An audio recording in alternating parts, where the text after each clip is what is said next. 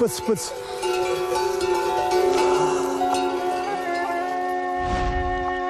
Някога по тези места имало големи гори. През тях минавали глутниците на сивите планински вълци и си давали среща с белите карпатски вълци, идващи от към влашките земи. Когато река Дунав замръзвала, белите вълци минавали леко по леда, за да нападат кошарите с овце по българските земи. По този вълчи друм стопаните отглеждали своите едри кучета вълкодави, наричани каракачански кучета, заради това, че са разселени по тези места от овчарите каракачани. В следващите минути ще покорим едни други земи. Дунав ще остане на север от нас. Ще се пренесем в свещения свят на Родопите. Там, между притихналите и величествени гори, са успели да се съхранят част от богатствата, с които българите може да се гордеем. В похода ще ни води бай Минчо. Заедно със своя приятел бай Емо, повече от 30 години всеки ден прекарват стадата по пасищата в планината.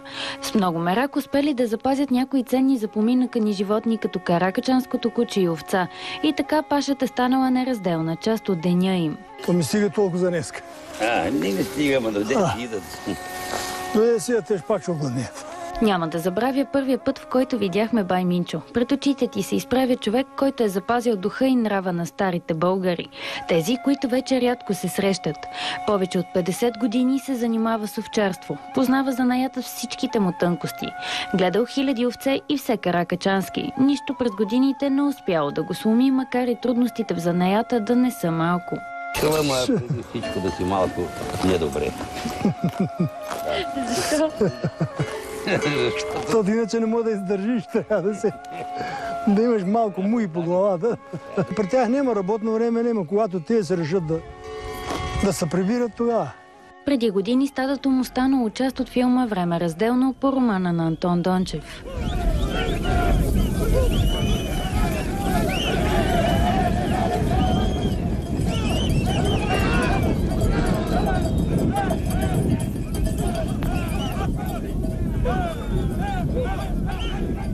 Днес в стадото на бай Минчо има около 300 животни. Оцеляват единствено и само заради умелата охрана на 4 каракачански кучета – Мира, Карабаш, Караман и Марко.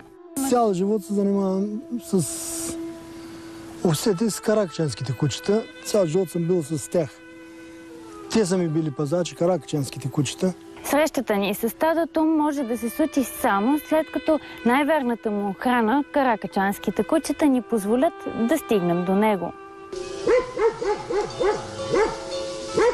С тях приятелство няма. Сега може да завърти около теб, да дойде при теб. Обаче ние махнем ли се и не може да наближи човек до овцете. Когато овчара не е с тях, те са агресивни по принцип. И пазят. Когато овчара е там, значи, щом овчара не реагира, това е много ценно качество, че те, примерно, ще дадат сигнал, че има външен фактор, обаче няма да нападнат. От любов към стадото и каракачанското куче, Даниела също отдава целия си живот за това да съхрани истинския пазител на стадото. Те трудно оцеляват в тези условия, в които живеят. Оцеляват от дивеча, оцеляват обаче от двукраки, за съжаление не оцеляват, защото не ги обичат. В смисъл, че те си пазят стадото, а са враг на двукраките. Двукраките имаш предвид хората? Абсолютно хората. Тровят ги, с пушки ги стрелят. Имаме случай, кучето си вали с овцете и отива да пие вода на реката. От един джип варят пистолета и за кеф си го стреп. През средата на миналия век каракачанските кучета почти изчезнали. След образуването на теки за сетата се оказало, че пазачите са ненужни. Това били и най-трудните години за бай Минчо. Налагало му се да води стадото през планината чак до Харманли, Хасково и Свиленград. На много рядко место човек, дето много мераклие, той си запази породата каракачанските кучета. Винаги 3-4 кучета пазят 1000 бройки овце. Без тях не мога да върнявам стадото, защото и да си до стадото, ти си легнеш, може да заспиш, а кучето не заспава. Всеки ден тия 4 кучета 4 лева ядат. Всеки ден. И аз може да нямам обед, може да съм гладен, за мен може да няма хляб, обаче за тях трябва да има. А кучето трябва да яде. Ако не яде, то няма да ме пази. А то всъщност не пази и мен, пази стоката. Хората, които познават породата, ни обясниха, че при срещите с тези животни трябва да покажем преди всичко уважение. Този тип кучета е един от най-древните типове на кучета за охрана. Животни, които са използвани за охрана на други животни. Обикновено в повече случаи овце, също така говеда. Изключително непретенциозна порода. Най-старата порода, която съществува на Балканския полуостров и нашите земи. Каракачаните са развили поради особености на своя бит изключителни качества от тези кучета. Преди всичко възможността да взима самостоятелно решение, когато охранява стадото. Освен това, умерената злоба, която при някои сходни породи е голям проблем, която позволява на животното, бидейки чудесен охранител, да не бъде опасно за други животни и хора. Регистрираните у нас чистокръвни каракачански кучета към момента са над 980, но има и много, които не са вписани в документите. Някои от данните са от 1979 година. Автоматично броя под 1000 поставя породата като застрашена от изчезване според класификацията на ФАО. Това е Организация за биологичното разнообразие и генетичните ресурси в световен мащаб. И наистина каракачанското куче все още е застрашено от изчезване порода. И ние сме се нагърбили с тази нелека задача да поддържаме чистопородността, да развъждаме тези кучета само и само идните поколения да могат да се радват на тях. Каракачанското куче е първата порода животно въобще българско, което получи достатъчно уважение, за да има своя организация в Съединените щати. Преди няколко години американски фермери решават да потърсят най-подходящите пазачи за стадата им. Спират се на няколко породи кучета, сред които българското каракачанско куче. След известно наблюдение, експертите от САЩ взимат няколко от нашите животни. Те са фермери, отглеждащи 25 000 овце в национален парк, голям национален парк в Щатите. И проблема, който имат с хищниците там, карат тези хора да тръгват и да направят една своеобразна експедиция в европейски страни с традиции в отглеждането на кучета пазачи на стада.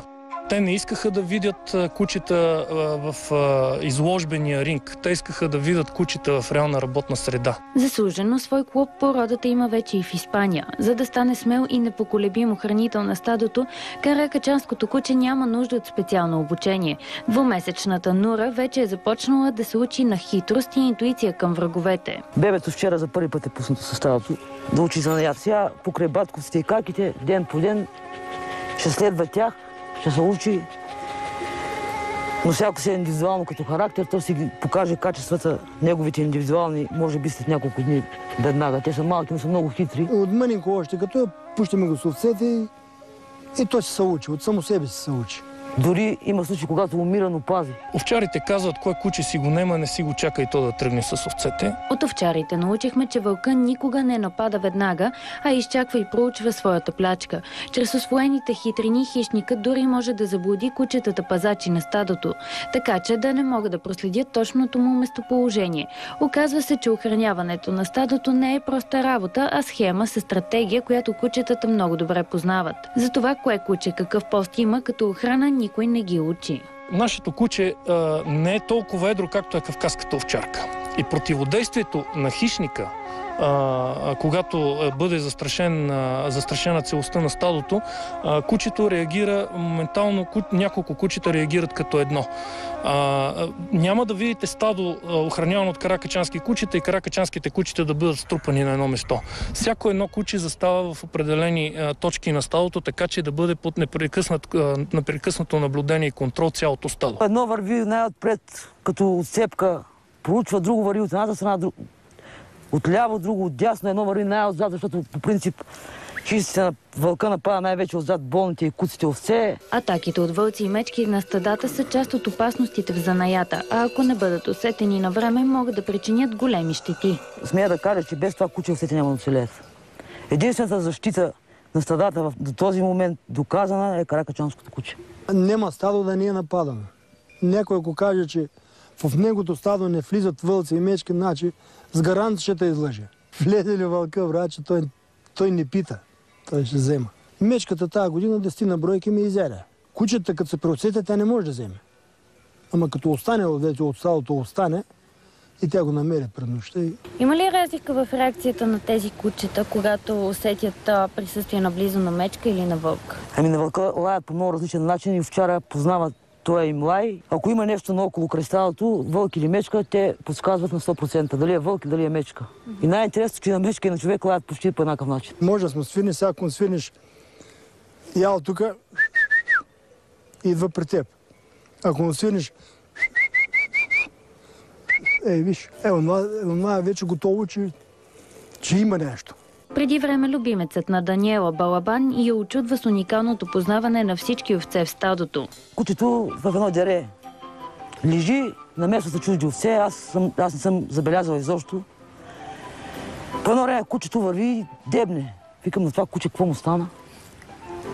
Тръгва да фаща една овца за вълната, гледам чужда овца. Викам, тичам по него, не. Изобщо не ме слуша. Изгоня едната, върна се за другата. При това време изгонената пак се връща при овцете, защото тя е оплашена и тя търси сигурност. И докато не ги изгони да ги изкара в стадото, не ми ряса. Изгони ги, върна се, легна си в стадото спокоен. Това ме изумява. Как за 300 овце, 2 чужди, без да ги души, без... Значи, това говори достатъчно ясно колко добре си познава всеки един член от стадото. За увеличаването на броя на породистите каракачански кучета се занимават над 20 развъдника в страната. По този начин любителите на породата правят всичко възможно да запазят древните кучета с изключителен инстинкт за охрана. Ето и основните белези, по които може да се познае истинското каракачанско куче. Това е типичен представител на породата, мъжки екземпляр. В момента е на 6 години. Характерното за това куче, както и за всяка порода, първото е главата, която е характерен породен белег за всяка порода. Главата е масивна, здрава, с изразена носна част масивна. Аз, примерно, винаги съм казал, че той има уникален поглед. Значи очите на това куче няма да ги забравя аз. Ето. Не знам, не всеки може да го види това. Това си е едно абсолютно диво, първично куче. И примерно това свят куче в момента не се лансира, има много рядко. В момента се гледа черно-шарено куче, голямо, едро, набита опашка, шоу порода, което да е красиво, да минава през рингове. Те, за жалост, тези шаровци, мечовци, такива по-невзрачните, ще останат в историята, което е много жалко. Носната гъба е черна, като при различното оцветяване може да бъде и кафява, при рижобелите екземпляри. Ушите са малки, сравнително тънки, добре прилягащи към главата на кучето. Уникалните черти на кучетата са станали мотив и в произведенията на автори като Йордан Радичков, Йордан Йовков, Георги Райчев. Анадолецът или пашата, както му казваха още, беше най-хубавото куче на Петра. То беше голямо, черно, с дълга космата опашка и с увиснали уши, каквито са ушите и козината на каракачанското куче. Почитани през векове и столетия, каракачанските кучета остават важна част при отглеждането на овцете. Именно животновъдството е и бил основният поминък на родопчаните. Няма ли куче, няма и стадо. Има кучета, примерно, което една болна овца паднала някъде, ще я пази с дни. Нито дойде да търси да го храниш, ще стои, ще пази, докато ти не го намериш там при овцата като заложник.